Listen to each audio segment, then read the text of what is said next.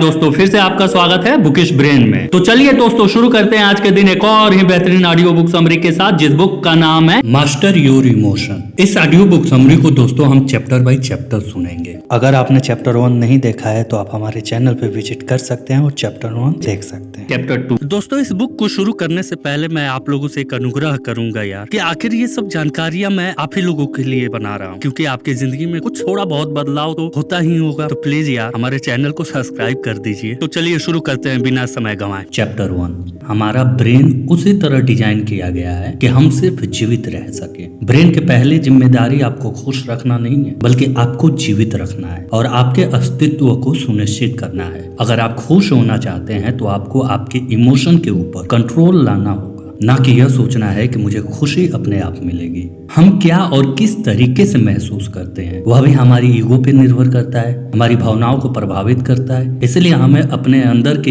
Ego को समझना होगा और ये भी समझना है कि ये कैसे काम करता है। ईगो उस आत्मा पहचान को रेफर करता है जिसे हम अपने पूरे जीवन में बनाया है, और यह हमारे विचारों के माध्यम से हमारे अंदर बनता जाता है। ऐसे में हम उसे अपने विचारों से अपने कंट्रोल में रख पाएंगे। चैप्टर 2। भावनाएं बहुत ही पेचीदा होती हैं। ऑथर ने इस चैप्टर में बहुत ही गहराई से डिस्कस किया है कि हमारी भावनाएं कैसे काम करती हैं और उन्हें कैसे समझे। अगर हम अपने इमोशन को समझ पाएंगे तब जाकर हम उन्हें और बेहतर तरीके से नियंत्रित कर पाएंगे। पहली बात तो ये हमें समझना है कि इमोशन आते जाते रहते हैं। किसी पल आप खुश होते हैं तो किसी पल आप दुखी हो जाते हैं। अपनी भावनाओं पे कंट्रोल लाने के लिए आपको यह एक्सेप्ट करना होगा कि ये भावनाएं ऐसे ही हैं, अस्थायी हैं। हम सब के मन में एक गलत फहमी बैठ गई है, हमें दुखी नहीं होना चाहिए। इस तरीके की बातें हमें फेल्योर होने का एहसास दिलाती है, क्योंकि हम किसी भी वक्त दुखी हो सकते हैं। यह प्राकृतिक है। इस तरह की टिप्पणियों को जुड़े बिना आपको खुद को दुखी महसूस करने देना है। याद रखें कि जिस तरह से आप टिप्पणी करते हैं और साथ ही साथ आप जिस तरीके के आरोप प्रत्यारोप के खेल में शामिल होते हैं वही दुख पैदा करता है, जिन्हें हम नेगेटिव इमोशन कहते हैं। वह असल में हमारे लाइफ में पॉजिटिव रोल प्ले करते हैं। जिस तरह फिजिकल पेन हमें सिग्नल देता है कि हमारी बॉडी में कुछ प्रॉब्लम है, हमें उसे ठीक करना चाहिए,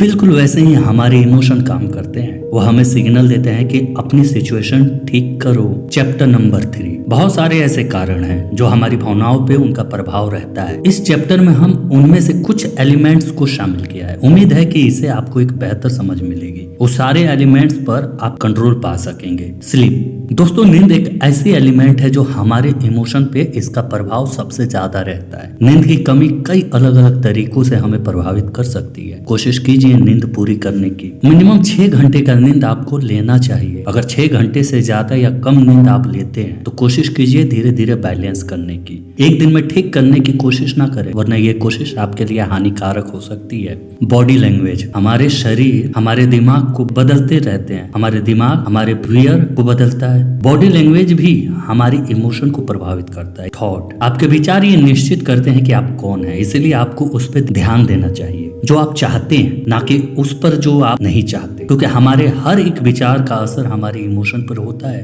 वर्ड। हमारे शब्दों का प्रभाव हमारे विचार और व्यवहार पे सबसे अधिक होता है, क्योंकि हमारे विचार, शब्द और व्यवहार सभी आपस में जुड़े हुए हैं। यह सब एक दूसरे को प्रभावित करते हैं, इसलिए जितना पॉजिटिव शब्द का इस्तेमाल कर सकते हैं कीजिए। ब्रीथिंग। आप बिना सोए बिना खाए कुछ दिन जी सकते हैं, लेकिन आप ऑक्सीजन के बिना कुछ मिनट के लिए भी नहीं जी सकते। सांस लेना एक नेचुरल प्रोसेस है, लेकिन हम उसे कैसे सही तरीके से लें ये नहीं जानते हैं। अगर हम सही तरीके से सांस लेने का अभ्यास करते हैं तो हम अपने इमोशन के ऊपर कंट्रोल पा सकते हैं। इसीलिए स्लो ब्रीथिंग का अभ्यास करें। Chapter number 4। एक इमोशन उतनी ही स्ट्रॉन्ग होती है जितना आप उसे होने देते हैं। अपने एनर्जी को बढ़ाने की कोशिश कीजिए। जितना कम एनर्जी आपके पास होगी उतनी ही अधिक आप नेगेटिव इमोशंस से प्रभावित होंगे। एक जर्नल बनाइए और आपके सारे इमोशन को उसमें लिखिए और अपने इमोशन को माइंडफुलनेस के साथ महसूस कीजिए। जब आप ये कर रहे हो तो आपके माइंड में क्या चल रहा है उसे भी ध्यान दीजिए। अपने इमोशन को रोकने की कोशिश ना करें और ना ही चेंज करने की कोशिश करें। इमोशन को महसूस करने की कोशिश कीजिए, वह अपने आप चेंज हो जाएंगे। दोस्तों, ऑथर ने अपनी इस किताब में बहुत सारे विषय पे चर्चा किया है। उनमें से कुछ पॉइंट्स को हमने यहाँ आपके सामने रखा है। उम्मीद है कि आपको पसंद आए होंगे।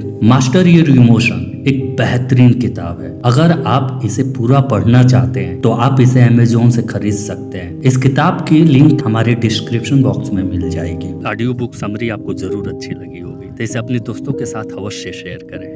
और आपको दिल से धन्यवाद अपना कीमती समय देने के लिए। दोस्तों, आप लोगों से एक अनुरोध और रिक्वेस्ट है कि प्लीज हमारे चैनल को सब्सक्राइब कर दीजिए। हम आपकी नॉलेज को इंक्रीज ही तो करते हैं, please. Thank you for watching book is brain. हमारे चैनल को लाइक कर दें, सब्सक्राइब कर दें, कमेंट कर दें।